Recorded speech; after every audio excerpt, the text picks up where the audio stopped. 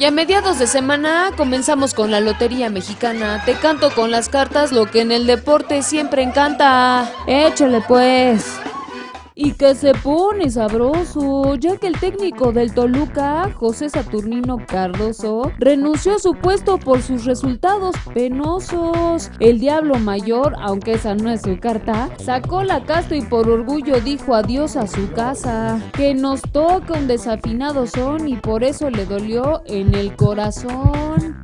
El Cholo, y no ese del barrio, el Simeone, que se pone trucha y que se hace gigante. Después de eliminar al conjunto bávaro del Bayern, nos demuestra que su estrategia con sus jugadores, que son su orgullo, va por la Champions League y no se raja ni se echa para atrás como el soldado.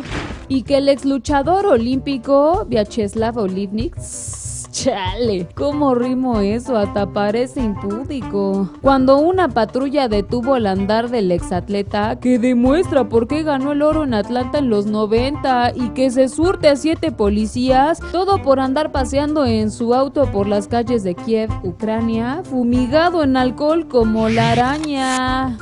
Pues Leicester City, el pequeño equipo que pasó a ser campeón de la Premier League, que le sacan sus trapitos al sol. Y es que el propietario del equipo, que tiene un nombre impronunciable, Vichais Drivadanaprava, el de la fortuna insaciable, aseguró que su delantero estrella Jamie Vardy se le movió el piso en el 2012 y que le gustaba la party, y entonces que le pone al jugador un estate quieto por ser el borracho.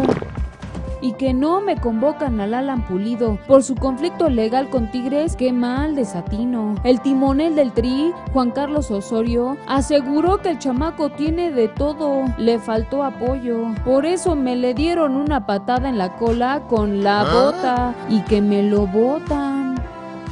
¡Lotería!